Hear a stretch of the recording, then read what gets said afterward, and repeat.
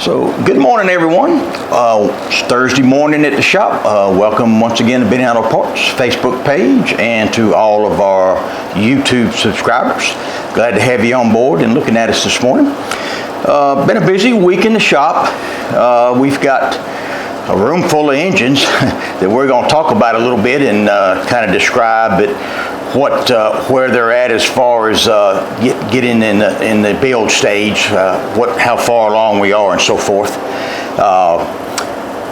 As you know, we've been working on a 427, a big block Chevrolet for a '67 Corvette. So what you're looking at right now is a picture of that. We've gotten the intake manifold and have it installed. As you can see, it's a 3.2 manifold. This is going to be a 3.2 car. We've gotten our rocker arms and push rods and all that is installed. Valves have been adjusted. The customer is bringing us parts as we go. He's trying to have all this stuff numbers matching. So we've got his fuel pump installed. Got the harmonic balancer pulley installed. We've got the water pump pulley installed. Everything is pretty much moving along. We're going to run this engine after we get this Pontiac off. This is the Pontiac that we've built. Everything is finished on it. It's on the engine stand over here.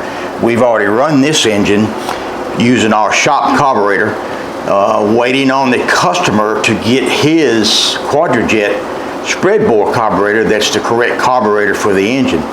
He's got it ordered. It's being remanufactured for him down in Florida at, I believe, at American Carburetor. So once he gets that carburetor to us, we'll get this engine right here off the stand. Of course, we've already highlighted this one here. We've talked about it before. This is the '70 model Pontiac Trans Am. It's complete, ready to go. It's already been run. We've run it through about 3 or 4 heat cycles. Everything is good on it. Like I say, we're just waiting for his carburetor because he wants us to run it with his carburetor and set everything and make all the specs and tuning adjustments and so forth. So as soon as this one gets off the stand, of course, then the 427 will go on the run-in stand and we'll get it finished up and get it started for the customer and run in. So that's 2 that's in here right now. Let's move to the third one, which is right over here behind David. So this is a 327.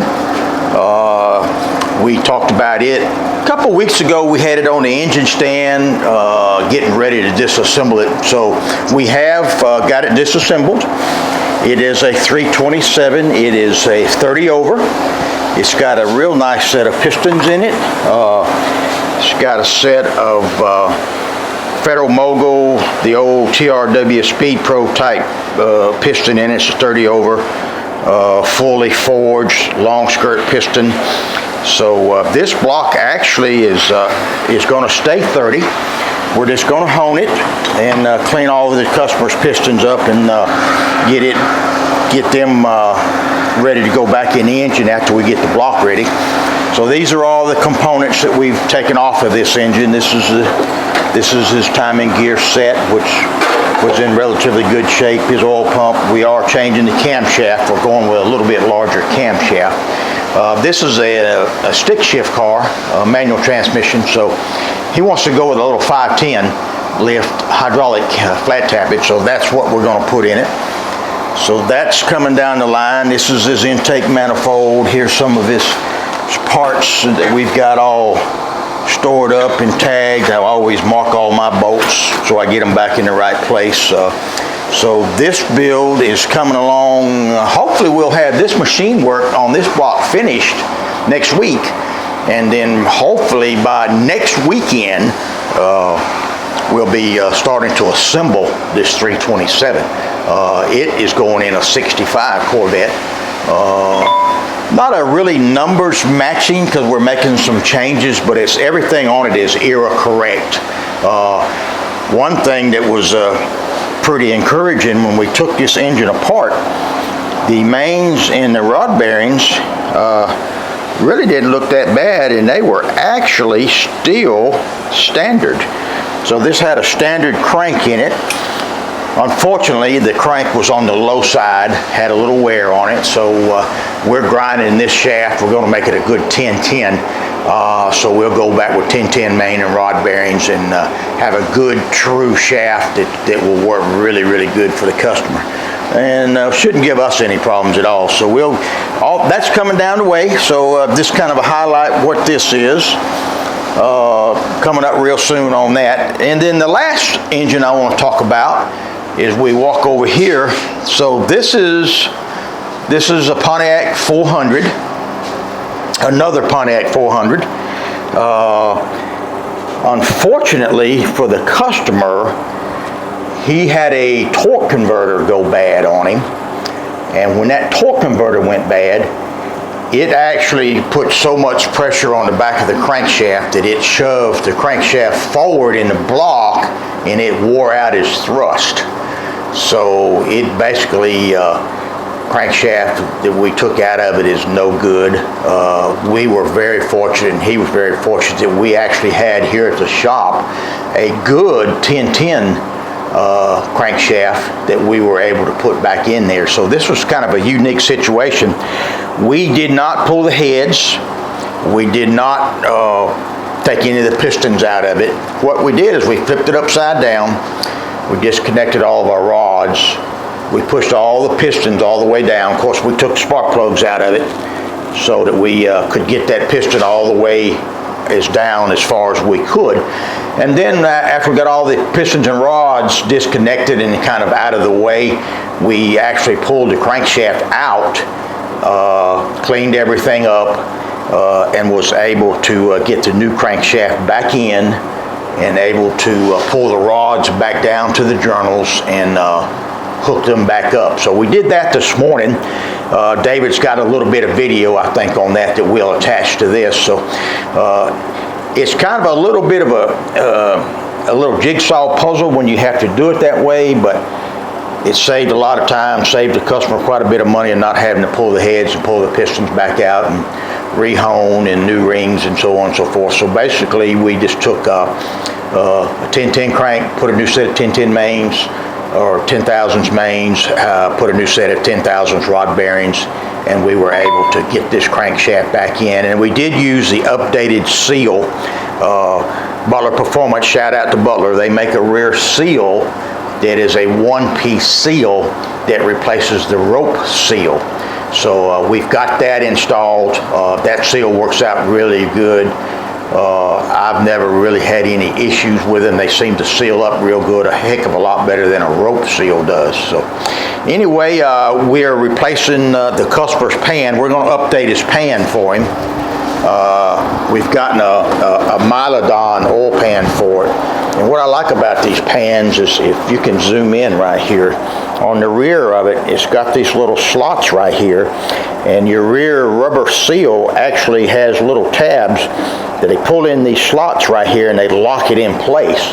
That way, when you put this pan on, everything is secure, and that rear seal right there doesn't move around.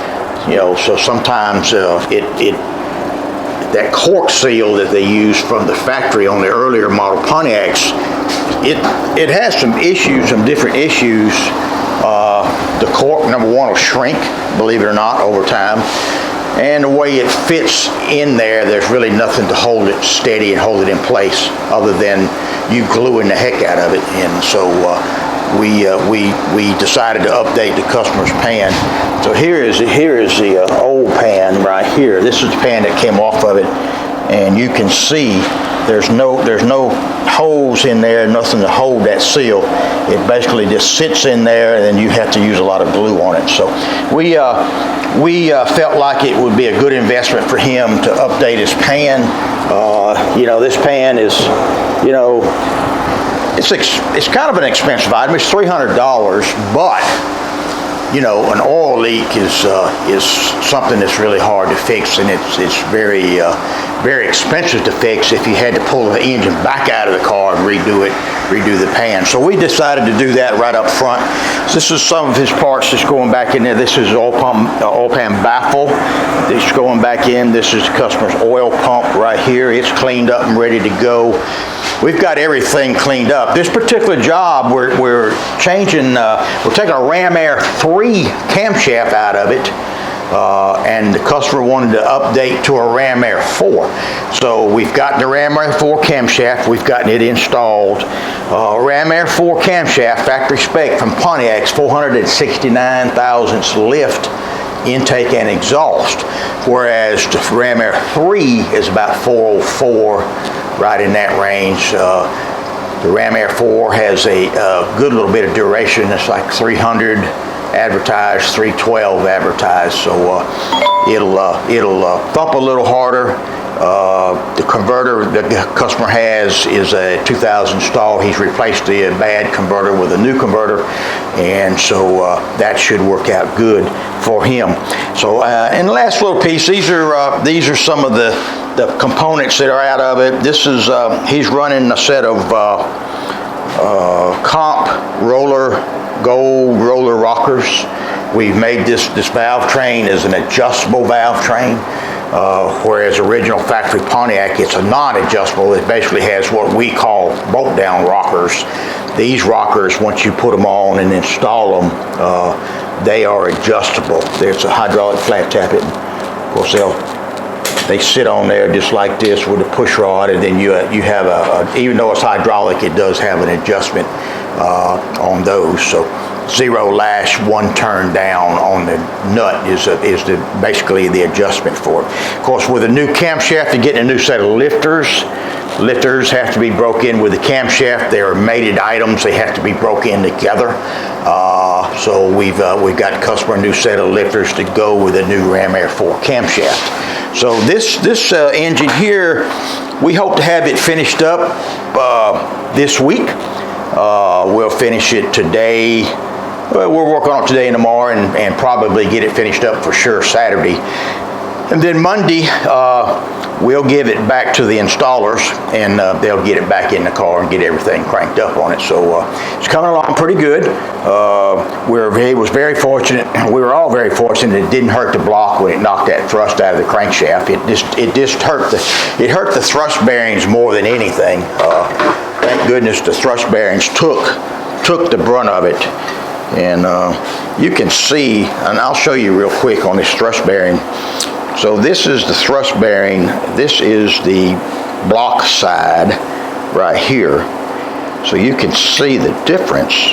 In other words, this bearing sits in there kind of like this. This is the back, this being the front.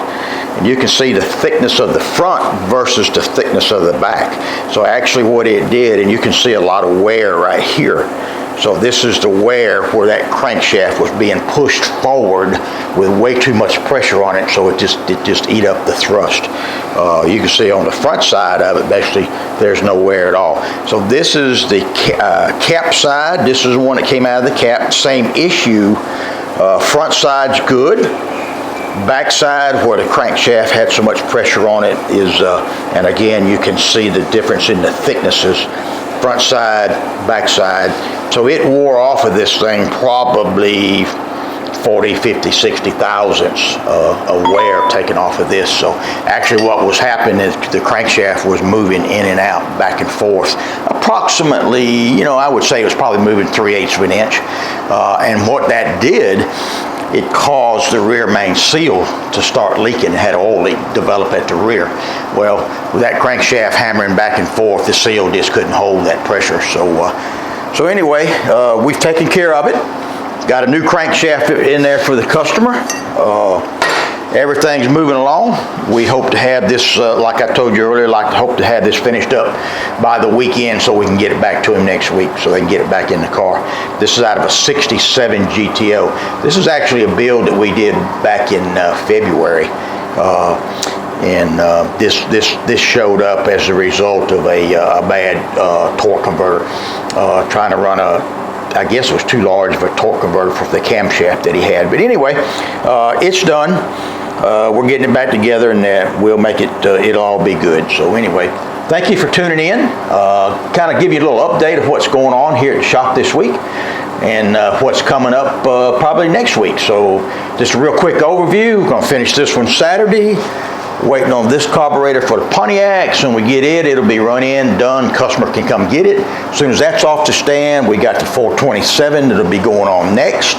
And then during all that process, we'll be working on assembling the 327 as well. So thanks for tuning in. I hope you've enjoyed it. Stay tuned next week, and we'll give you another update of what's going on here at Benny Auto Parts. We appreciate you viewing us, and appreciate your business more than anything. And feel free to share this with your friends and whoever needs to know about getting engines done and machine work done and automotive internal engine parts. We here at Benny Auto Parts, we're not your average, just what I like to say, box parts store. We specialize internal engine parts. Now, we work inside the engine. Anything you need for internal engine parts, bearings, gaskets, oil pumps, lifters, camshafts, any of that stuff is what we sell. That's what we do.